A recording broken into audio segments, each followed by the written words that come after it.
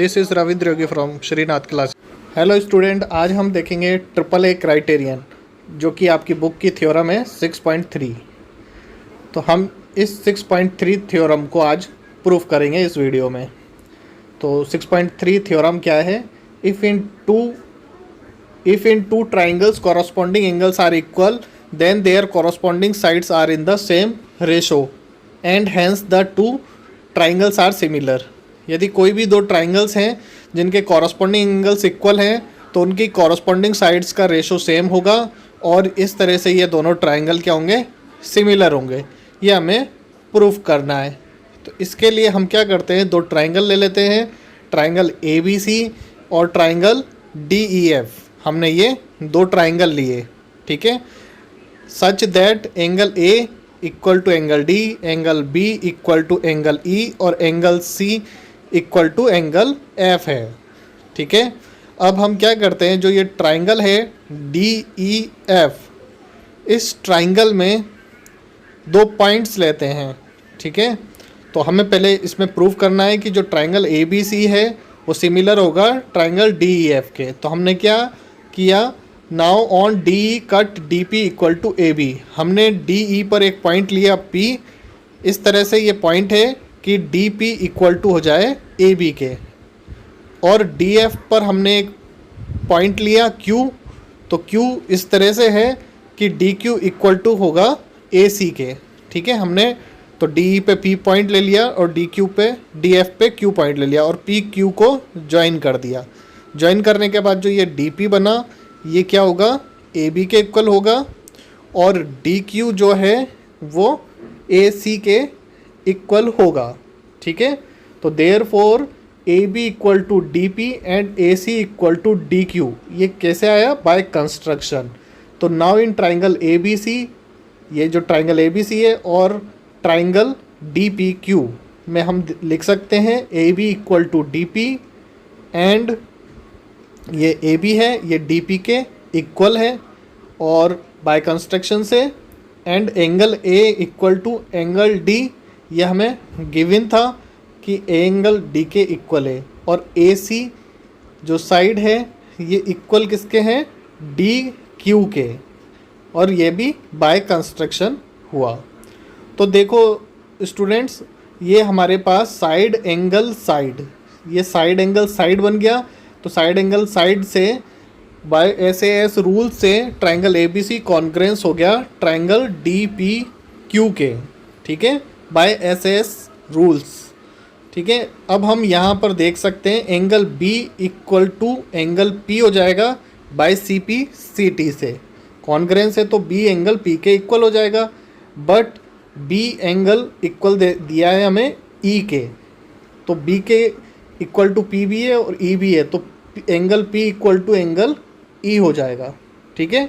Angle P equal to angle E, तो इसे हम ऊपर लिख लेते हैं, angle P equal to angle E हो गया।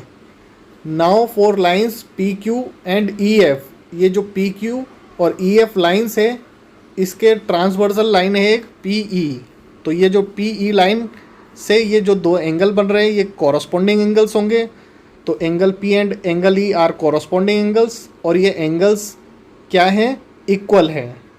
तो कॉरस्पॉन्डिंग एंगल्स इक्वल तभी होते हैं जब दोनों लाइनें पैरेलल होंगी। तो PQ पैरेलल हो गया EF के, हमारे पास ये आ गया PQ पैरेलल टू EF, ये दोनों लाइन पैरेलल्स हो गई हैं। क्लियर है? अभी तक हमने इतना प्रूफ कर लिया है। तो देखो, जब ये दोनों लाइन पैरेलल्स हैं तो ट्राइंगल जो ये बन रहे हैं, तो इस ट्राइंगल में क्या हो जाएगा, since PQ parallel to EF therefore by BPT basic proportionality theorem हम अप्लाई कर सकते हैं इसमें। तो हम लिख सकते हैं DP upon PE equal to DQ upon QF। हम इसको बाय BPT से लिख सकते हैं, ठीक है, क्योंकि ये दोनों लाइन पैरेलल हैं PQ और EF। तो अब लेट्स इन्वर्स द इक्वेशन। अब इक्वेशन का हम इन्वर्स कर देते हैं, यानी P टर्म ऊपर हो जाएगा, DP अपॉन में हो जाएगा, QF ऊपर हो जाएगा और DQ अपॉन में हो जाएगा। इसे अब हम ऊपर लिख लेते हैं। तो हमारे पास जो इक्वेशन आई, इस इक्वेशन में हम बोथ साइड 1 ऐड कर देते हैं, ठीक है।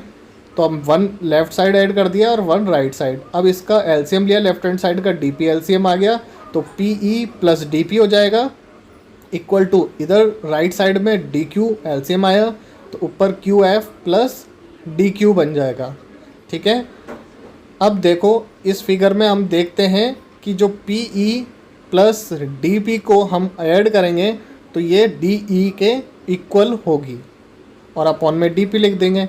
इसी तरह से फिगर में हमने दोबारा देखा तो जो Q F plus D Q है, Q F plus D Q किसके इक्वल है, डी एफ के, तो यहाँ हम डी एफ लिख देंगे अपॉन में डी क्यू। अब एक बार फिर से इसका इन्वर्स कर देते हैं हम। ठीक है, तो ये हो जाएगा D P upon D equal to D Q upon D F. ठीक है, अब इसे हम ऊपर लिख लेते हैं। तो ये हमारे पास एक इक्वेशन आ गई जिसमें कॉरस्पॉन्डिंग साइड्स का रेशो सेम हो गया है। ठीक है, तो इसको हम, और ये जो डी पी लाइन है ये ए बी के इक्वल है और डी क्यू लाइन ए सी के इक्वल है। तो हम क्या करेंगे, ये वैल्यू इसमें पुट कर देंगे। Now D P equal to A B and D Q equal to A C. By construction से आया था तो हमने डी पी की जगह ए बी लिख दिया, तो ये A B upon D E, और डी क्यू की जगह ए सी पुट किया तो A C upon D F.